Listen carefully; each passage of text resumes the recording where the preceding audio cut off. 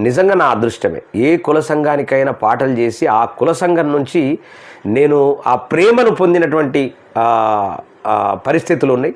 మరి అట్లనే ఈ ప్రజా అసెంబ్లీ ద్వారా మీ అందరి ప్రేమను, ప్రజల ప్రేమను కూడా మరి ఖచ్చితంగా మనము ప్రజల ప్రేమను ఖచ్చితంగా మనం ఆస్వాదించాలి. ఖచ్చితంగా వాళ్ళ ప్రేమను మనకు ఉండేటట్లు మనం చేసేటటువంటి పనుల మీద ఆధారపడి ఉంటుంది. ఖచ్చితంగా మరి అలా అటువైపు మనం ఖచ్చితంగా వెళ్ళటానికి మనం ప్రయత్నం చేద్దాం. ప్రజా అసెంబ్లీని ప్రజల్లోకి తీసుకెళ్దాం. ఖచ్చితంగా ప్రతి నియోజకవర్గంలో ప్రజా అసెంబ్లీ పెడతాను.